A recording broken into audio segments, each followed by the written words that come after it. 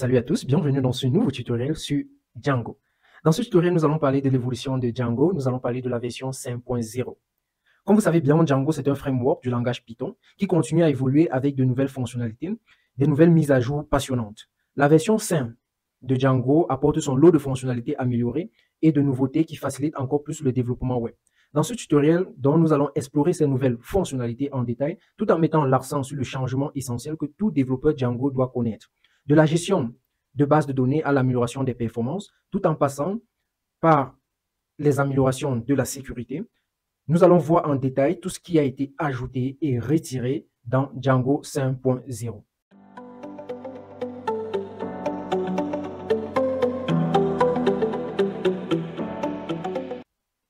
Déjà, si vous êtes au courant de ce changement depuis, vous savez que cela a été fait depuis le début d'année. Mais la question se pose, Donald, pourquoi tu n'as pas fait de tuto directement dessus lors du changement? C'est juste que je n'utilisais pas encore la version 5.0. Ok, j'étais encore sur des projets où on utilisait la version 4. Et on n'a pas voulu upgrader pour des raisons principalement essentielles de l'entreprise. Donc, maintenant, j'utilise Django 5. Et alors, je vous fais un tutoriel dessus pour que nous puissions voir tout ce qui a été ajouté et retiré ensemble. Alors, si vous êtes prêts, allons-y. Django a dédié toute une page dessus pour voir ce qui a été ajouté sur Django 5 et ce qui a été retiré. Donc, je mets le lien en description.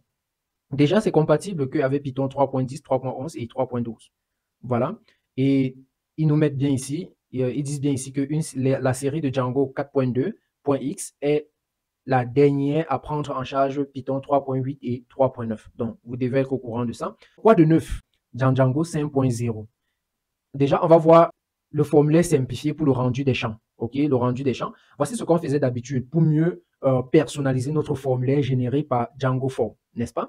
Tout ce qu'on devait faire si on travaille par exemple avec Bootstrap, comme la majorité le font par exemple. Ici, on va faire form par exemple .name.label tag pour avoir le label, .herbText pour avoir le herbText, .auto ID pour avoir le ID, etc. Donc, il fallait faire comme ça sur tous les champs, n'est-ce pas? Sur chaque champ, c'est ce qu'il fallait faire pour vous-même redesigner. C'est ce qu'il fallait faire. Mais désormais, cela a été simplifié avec le Assure Group. Donc, plus rien à faire que form.name Assure Group. Donc, Assure Group regroupe que ce soit le label tag, le herbText, le auto ID, etc. Donc, vous avez qu'à faire form.name Assure Group. Et c'est tout. Donc, c'est tout ce que vous avez à faire pour chaque champ. Plus rien à aller écrire tout ce long code, n'est-ce pas? Je crois que c'est plus simplifié et ça facilite la tâche. Maintenant, le deuxième changement, c'est Database Computed Default Value. OK? Donc, on peut avoir des valeurs par défaut qui sont calculées dans notre base de données. Par exemple, ici, j'ai âge, par exemple, qui est égal à model.integerFuel, db default égal à 18. OK? Et là, je peux faire created est égal à DataTimeFuel, default est égal à now, OK, qui vient directement d'ici. Je peux avoir C-conference ici qui est égal à model.floatFuel, db default est égal à 2 fois pi par exemple, OK, qui est une valeur par défaut calculée. Donc, on peut le faire maintenant. Le troisième changement est Database Generated Model Fuel. Il y a des new generated fuel, alors creation of database generated column. This fuel can be used on all supported database backend. En fait, qu'est-ce que ceci fait en fait?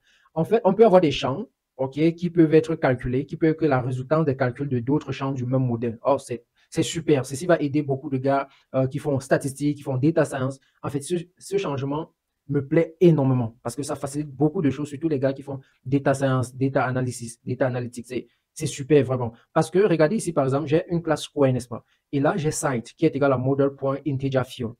Maintenant, là, j'ai array qui est un autre champ. On sait que, comme c'est un square, l'aire d'un carré, c'est quoi? Côté fois côté. Or, je ne veux pas moi-même faire le calcul chaque fois que j'ajoute un nouveau carré, par exemple, dans ma base de données. Je ne veux pas moi-même faire le calcul. Je peux directement écrire une expression, OK, basée sur un des champs de mon modèle, ou bien sur plusieurs des champs. Et là, vous voyez, je fais model.generatedFuel, entre parenthèses, expression égale f, OK, comme vous savez toujours pour le formatting du champ, OK.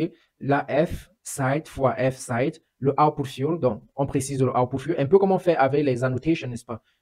Output fuel égale à model.bigInteger, donc je dis par exemple que ça doit être un big integer, database persistence égale à true, tout simplement. Ça facilite, donc chaque fois que j'enregistre un nouveau carré, ce calcul est fait directement. Maintenant, le quatrième changement, c'est au niveau des choices, OK? Eux, ils ont aussi un peu facilité là-bas. Généralement, quand on faisait les choices, c'était comment? On faisait ça. Il y a deux façons généralement de faire les choices.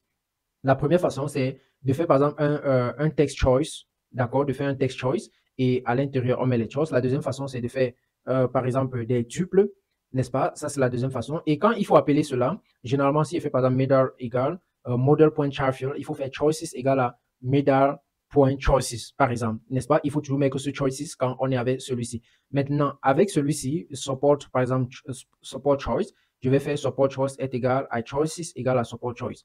Donc, Django 5.0 ajoute une prise en charge des dictionnaires ou d'objets exécutables au lieu d'objets itérables et n'exige plus de point choice.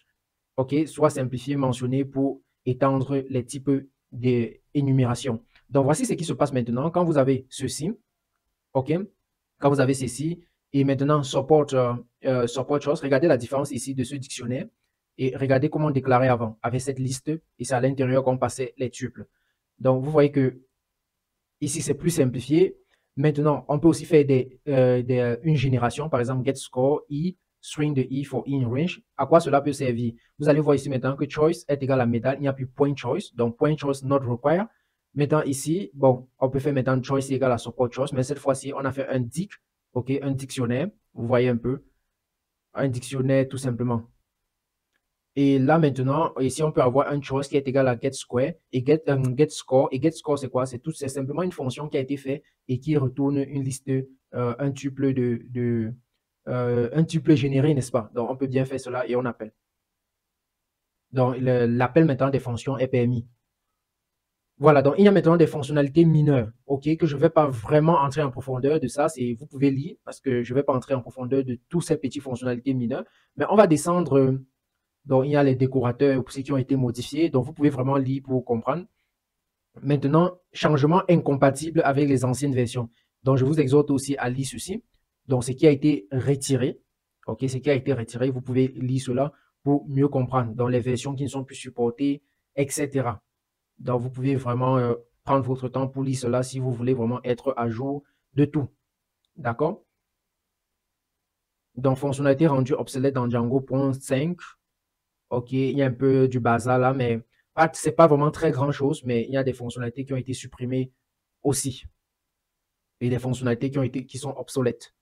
Comme voilà, des DST argument is removed from, voilà par exemple, de ces modules, ça a été retiré. Donc prenez le temps de regarder cela. Mais les quatre grandes fonctionnalités que tout le monde a pris conscience de ça, c'est ce que je viens de vous donner plus haut. Si vous avez aimé, vous laissez un pouce.